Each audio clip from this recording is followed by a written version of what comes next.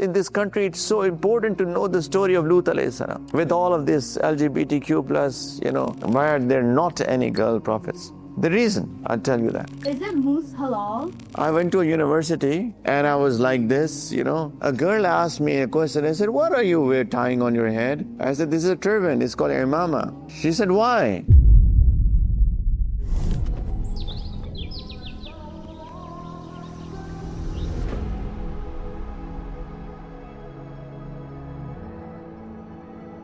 So I hope that I was able to pass on and make, all of us reflect and think. So I repeat, recap, my dear parents, we have to start with our own selves. We have to be those role models that these kids just look at. We have to learn. We all need to know all of these stories by heart. We need to be able to pass on the message, not just relate stories. Pass on the message from the story of Ibrahim alayhi salam and Ismail alayhi salam and Lut alayhi salatu was salam. In this country, it's so important to know the story of Lut alayhi salam. With all of this LGBTQ plus, agenda that has been passed on, we need to tell them, what is this all about? We need to teach them the story of Yunus alayhi salam and Shuaib alayhi salam and the story of Ad and Samud. We need to teach them. We need to teach them the story of Musa alayhi salam, an amazing story that has been mentioned the most in the Quran. We need to know that, learn the lessons, teach them, and act on them. We need to improve in our prayers.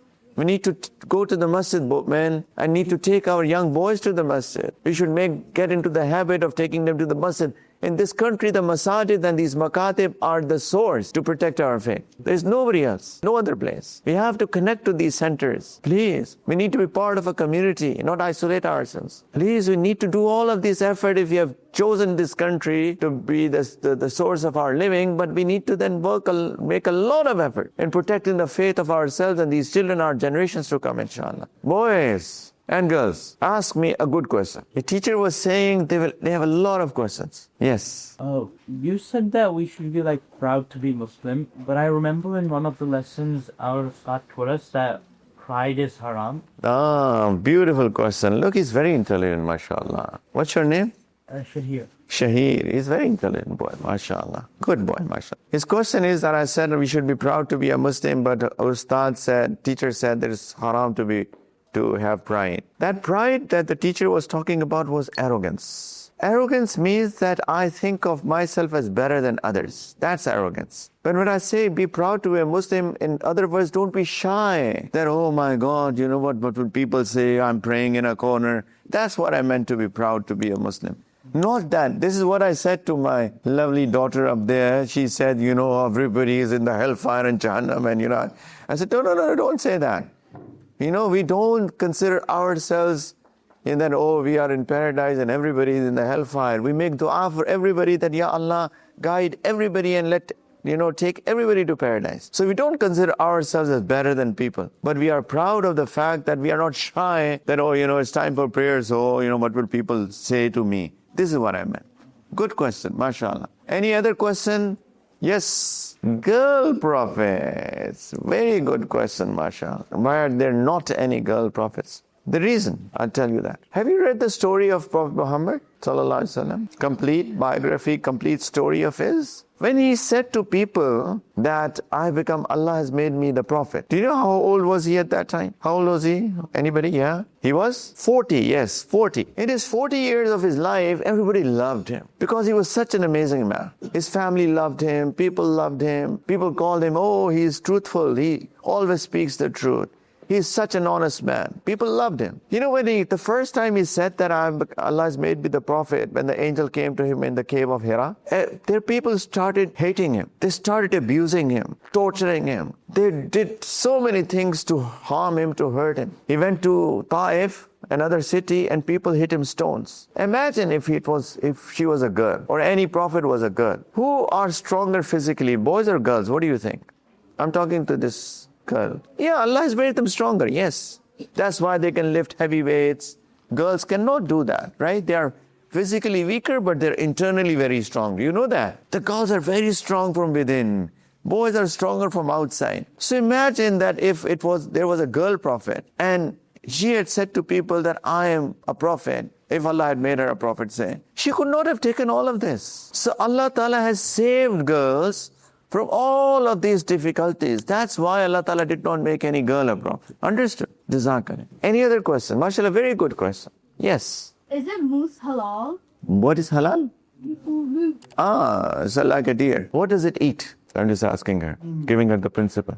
What does it eat? You don't know? Okay, yes. What does moose eat? Leaves. Very good. Any animal that does not hunt other animals, the way that they hunt, they have these long teeth. Their canine teeth are long. They have canine teeth.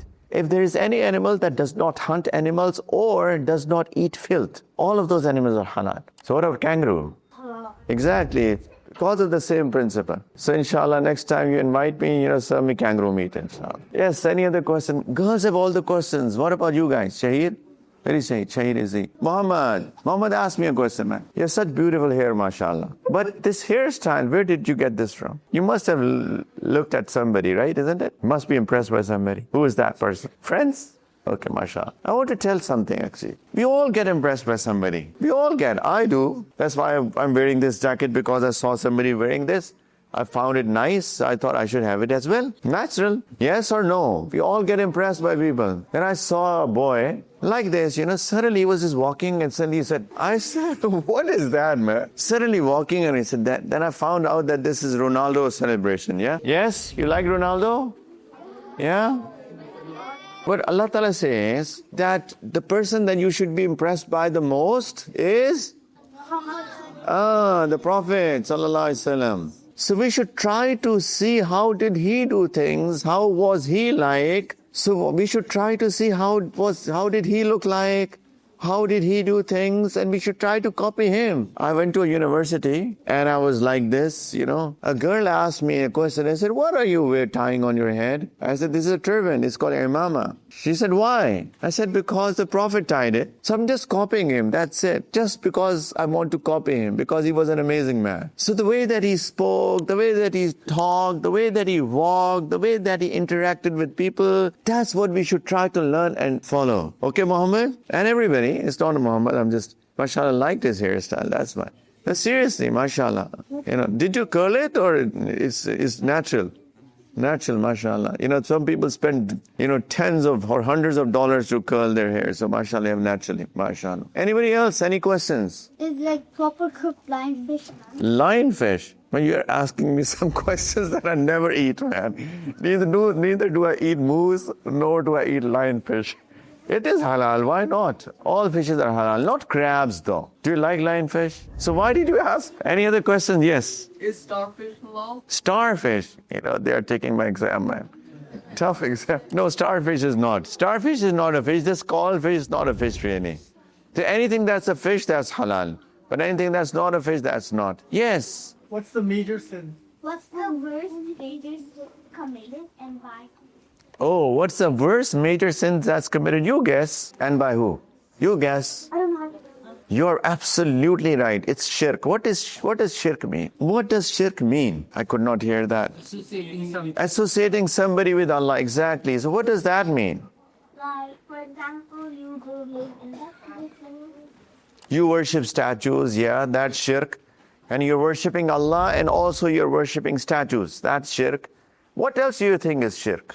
You know what else is shirk? That we do things for anybody other than Allah. For example, my mom says, pray. I did not pray and my mom says, pray. And I'm praying for my mom and not for Allah. That is also shirk. I come for the classes. Ideally, I should only come because I want to learn what Allah Ta'ala has said. That's it. That's sincerity. So you're right that shirk is the biggest major sin. I'm thinking who's the first person who did shirk? The first person who might have done shirk is somebody from the children of Adam alayhi salatu wasalam. Definitely the people of Nuh alayhi salam, they were committing shirk. But who is the first person exactly? I don't know for sure. Maulana Umar, can you say who is the first? What did Shaitan do? Who can tell me that? What was the major sin that he committed? He committed two major sins. What were those two major sins? Arrogance. Yes, he was arrogant. I'm better than Adam. And number two, No. Shaitan did not whisper to anybody. He does.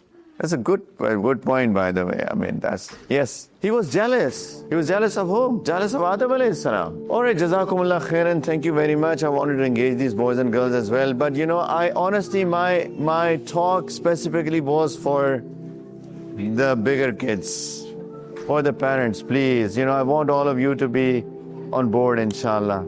Jazakumullah khairan wa akhiru da'wana alhamdulillahi rabbil alameen. Assalamu alaikum wa rahmatullah.